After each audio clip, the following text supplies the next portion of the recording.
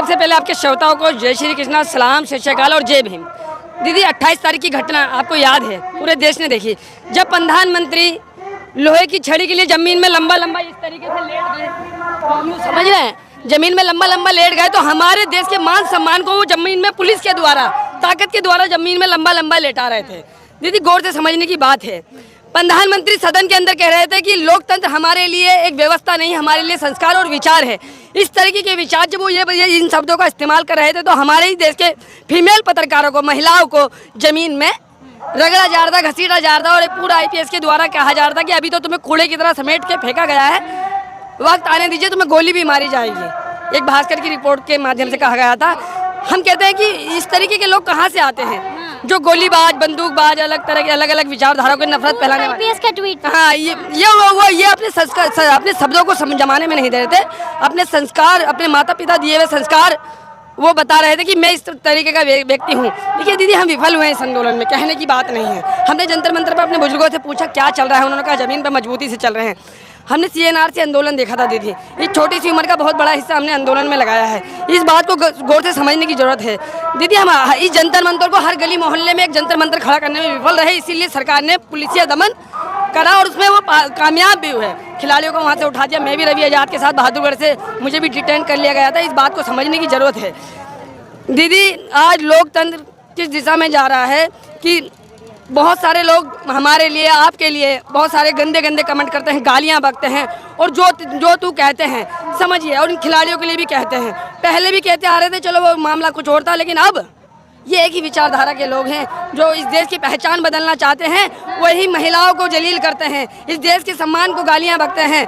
वही इस देश के गरीब, मजदूर, वंचित और पिछड़े और दलित और वनवासी को गाली बकते हैं। हम उनका भी विरोध करते हैं। हम गांधी की अहिंसावादी विचारधारा को मानने वाले लोग हैं। हम कहते हैं दो न्याय अगर तो आधा दो, पर यदि इसमें भी कोई बाधा हो तो दे दो केवल 5 ग्राम, धरती रखो अपनी तमाम, हम वहीं खुशी से खाएंगे। इंडियन एक्सप्रेस की रिपोर्ट इस तरीके से प्रकाशित हुई है कि जिसका जमीर जिंदा होगा उसे शर्म आनी चाहिए कि वो किस पे सवाल उठा रहा है। कोई भी व्यक्ति अपने बारे में इस तरीके से क्या पुलिस में बोलेगा? कुछ लोग कहते हैं षड्यंत्रकारी है, आंदोलनजीवी है, ये है वो है। हम कहते हैं कि सीने पे जो जख्म है सब फूलों के गुच्छे हैं, हमें पागल ही रहने दो, हम पागल अच्छे हैं क्योंकि हम इस देश से प्यार करते हैं। अब देखिए जी दीदी, मीडिया अब 28 साल की मीडिया का रोल देखा ना, और मेडल वाला भी देखा।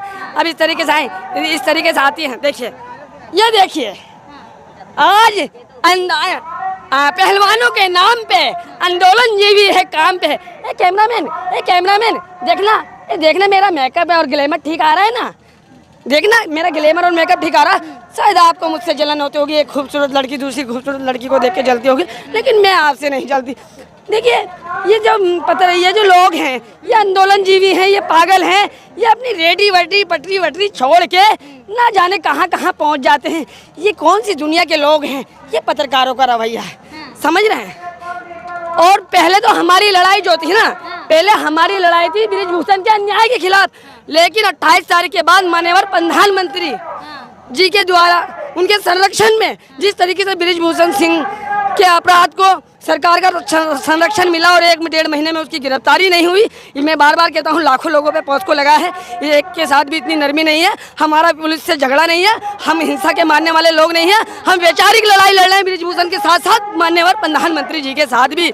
इसीलिए हम कहते हैं, अरे साला मैं तो साहब बन गया, अरे साहब बन के कैसा तन गया, अरे सूट मेरा देखो, अरे बूट मेरा देखो, जैसे छोरा में गोरा में लंदन का, समझ रहे, जैसे गोरा, ये मशरूम वाले गाल भी मेरे देखो जैसे गोरा में लंदन का। अरे वाह फकीरे, अरे वाह फकीरे, अरे वाह फकीरे, सूट पहन के कैसे कूदे फांदे, अरे अपने भेजा में क्या क्या नक्शा हूँ मैं खींचा। इस बड़े लीडर का ये छोटा जो नीचा है ये क्या समझेगा? इस तरीके का गाना प्रकाशित, ये गाना नहीं है। आज वही दर्शा रहा है कि साला मैं तो साहब बन गया, अरे सूट मेरा देखो, अरे बूट मेरा देखो, जैसे गोरा में लंदन का।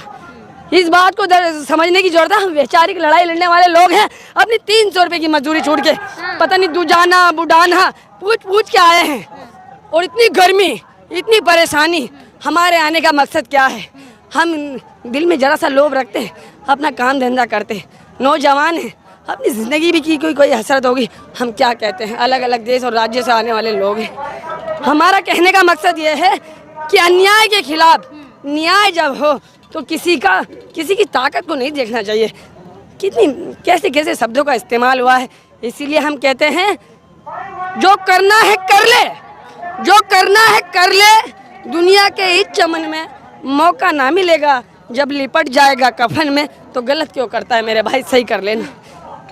मैं कहता हूँ जो पोस्टमार्टम की टेबलों की बात करते हैं, जो बंदूकों की बात करते हैं, ये गांधी का अपमान करते हैं। कुछ लोग हमें मानवता सिखाते हैं। मैं आपको बताता हूँ, जिस वैदिक और सनातनी और प्राचीन संस्कृति को विश्व के पटल पे दुनिया को दिया, brother and sister of America, जिस तरह विभिन्न नदियाँ विभिन्न स्रोतों से निकल के समुद्र से मिल जाती हैं, उसी तरह है प्रभु विभिन्न रूपी के लोग टेढ़े मेढ़े अथवा सीधे रास्ते पे होते हुए तुझी तक पहुँचते हैं। ये कौन सी मानवता हमें सिखाते हैं कि कायदे में रहोगे तो फायदे में रहोगे। मानते हैं ना, हम गांधी के, राजा राम मोहन राय के, स्वामी रामकृष्ण परमहंस के, अंबेडकर के, फुल्ले के और इन लोगों के, उन महान पुरुषों के मानने वाले हैं जिनका बहुत बड़ा योगदान इस देश की समाज सुधार में रहा और उन्हीं वही हमारी पहचान है। हम आज जो खड़े हैं उन्हीं की देन है, ना कि उन लोगों की जिन्होंने सियासत को खड़ा करने के लिए 100 साल पुराना संगठन किया। हम उस संगठन के वजूद को, अस्तित्व को मानने से इनकार करते हैं। हम प्रेम, एकता, भाईचारा के मानने वाले लोग हैं। इसीलिए कहते हैं हम राजा राम मोहन राय, स्वामी विवेकानंद, रामकृष्ण परमहंस, अंबेडकर, फुल्ले और तमाम उन महापुरुषों को, भगत सिंह को मानने वाले लोग हैं जिन्होंने इस देश में अपना एक योगदान दिया, अपनी एक पहचान दी और हम सब के जीवन में उनका योगदान है। जब भी हम आपके यहाँ खड़ा होकर बोल रहे हैं, 300 रुपये कमाने वाला भी अगर आदमी इस देश की सरकार से नजरें मिलाने की ताकत रखता है तो समझ लीजिए वो मेरे बाबा साहब, पूजनीय बाबा साहब का योगदान है। उनका व्यक्त मेरे जीवन में है, जब भी मैं बोल पा रहा हूँ। वरना तो आप उम्मीद ना रखते कि किसी अमीर के सामने कोई 300 रुपये वाला आदमी भी बोल सकता है, एक सरकार के सामने। का आपने जिक्र किया है, तो आपको क्या लगता है संविधान हमें ये आज़ादी देता है कि हम बात कर सकें, लेकिन लोग बार बार ये कहते नजर आते हैं कि लोकतंत्र इस देश से खत्म हो रहा है। आपकी क्या राय है इस बारे में? देखिए दीदी, जब प्रधानमंत्री ये कहें, सदन के अंदर में कहें कि डेमोक्रेसी मदर यानी लोकतंत्र की जननी है भारत, और उसके ही 1 किलोमीटर पे जब लोकतंत्र की आवाज़ उठाने वालों को जमीन में रगड़ा जाएगा, पुलिस द्वारा दमन किया जाएगा, तो क्या वो लोकतंत्र की हत्या नहीं होगी? और उसके विरोध में क्या हम सड़क पे आना कोई अपराध है? अरे मेरे लिए ये शब्दों का इस्तेमाल करना बहुत कठिन है, मैं जानता हूँ और आप भी जानते हैं, लेकिन मैं अपने देश से प्रेम करने वाला व्यक्ति हूँ। मैं अंजाम से नहीं डरता, क्योंकि मैंने गांधी के रास्ते को चुना है, भगत सिंह की वीरता को चुना है, अंबेडकर की समानता को चुना है। इसीलिए बुलंदी से खड़े होते हैं। हम अंजाम की परवाह करने वाले लोग नहीं हैं। 28 तारीख को रवि आजाद जी के साथ मुझे भी डिटेन कर लिया गया। एक पत्रकार आए, बोले इरफान कितने डंडे मारे? हमने डंडे क्यों मारेंगे? हमने कोई चोर अपराध उठाए, वो ऐसा थोड़ी ना कुछ किया है भाई। हमने तो अपनी बहनों की आवाज़ उठाई है और पुलिस का रवैया भी ठीक था।